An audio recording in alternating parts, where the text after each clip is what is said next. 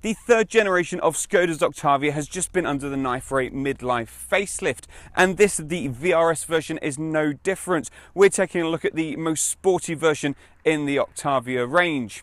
The VRSs do get unique styling, so they get the aggressive front bumper with the honeycomb detailing, VRS badging on the front as well, in addition to the new quad headlamps seen on the standard models. The VRS is available in two body styles, a 5-door family hatch and this 5-door estate version. There are 3 powertrains to choose from, one 2-litre 4-cylinder diesel and 2 from a 2-litre TSI petrol engine in 230 or 245 guise. All of them come with a standard 6-speed manual gearbox, whilst there's a 6-speed DSG available on the 2-litre diesel and the 230 petrol, whilst it's a 7-speed on the 245. The diesel's also available with 4-wheel drive. The VRS range kicks off at £25,185 for the hatch. However, we're testing the estate with its 610 litres of boot capacity. The VRS is set apart from the rest of the range with its 18-inch alloy wheels, the black rear diffuser and the chrome tailpipes. Inside, the VRS gets the new 9.2-inch infotainment touchscreen that's arrived in the latest Octavia. It's got dual zone climate control, but specifically for this model you get the flat bottom VRS steering wheel, stainless steel pedals, VRS logo on the doors, and these sport seats, although these are the Alcantara wrap version, which is an optional extra. The VRS also comes standard with satellite navigation, cruise control, auto lights and wipers.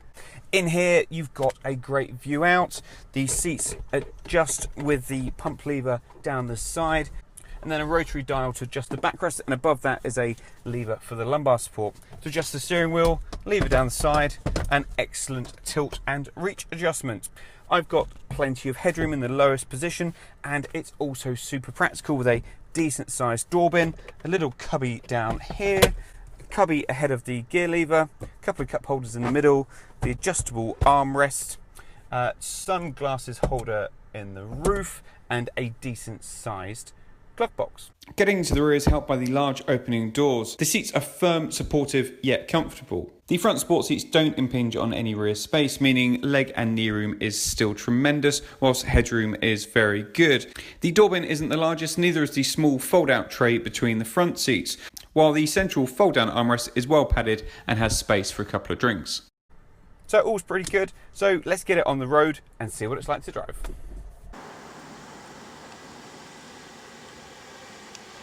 So this 2-litre 4-cylinder engine develops 227 brake horsepower and 258 pound-feet of torque. That is enough to get this from standstill to 62 miles an hour in 6.8 seconds. Now that doesn't sound that quick by hot hatch standards, but it really genuinely is enough. This engine's really flexible and very powerful indeed.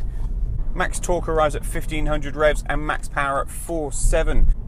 Now this is claimed to return 43.5 miles per gallon and emit 149 grams per kilometre of CO2. However, over our 300 miles of testing, we've only managed around the 33 miles per gallon mark. That's on a combination of motorways, A roads, B roads and in town.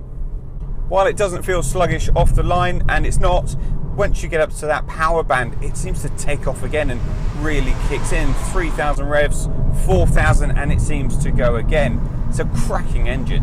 And genuinely, on today's roads with today's traffic and speed limits, it's more than you'll ever need. You're never sat wanting more power. If you're in 6th gear on the motorway and the speeds drop, it'll happily pull you along and get you back up to national speed limits.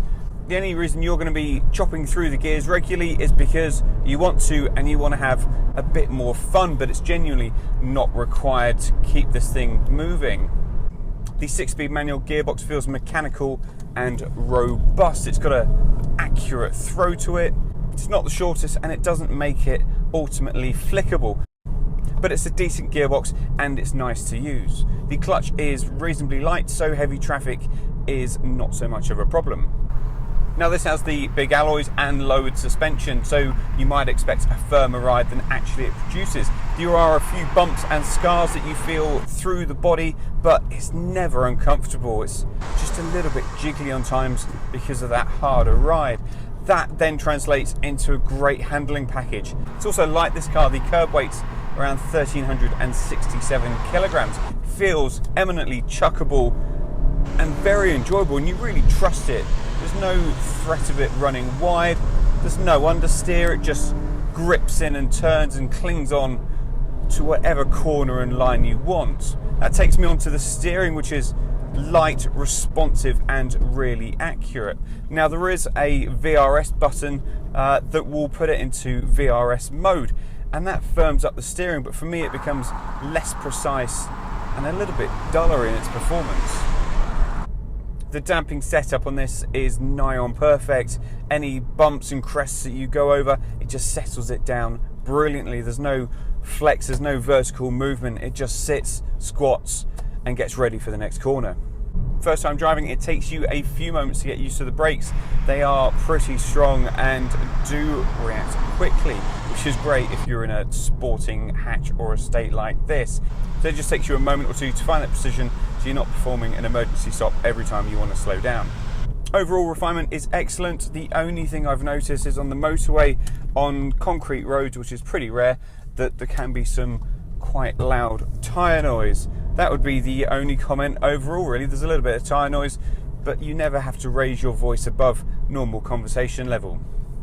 Visibility around is excellent. You've got thin pillars pretty much everywhere, and because of that extra glass for the estate, it's really helped with the over-the-shoulder manoeuvring around and changing lanes on motorways. There are front and rear parking sensors on here, but no reversing camera. The instrument cluster is clear and easy to read and use, and the trip computer likewise. The infotainment system is very, very impressive. The navigation is clear, the apps are easy to use, the menu's simple to follow. The 9.2-inch screen is quick to react, and you can pinch and zoom on the map. It's also got Apple CarPlay, so if you'd rather use that, then you can. This really is an entertaining car to drive. It's so competent, it just does everything you want, and it can slot into your life brilliantly. You've got the 5 doors, 5 seats, big boot, lots of power. It's absolutely spot on.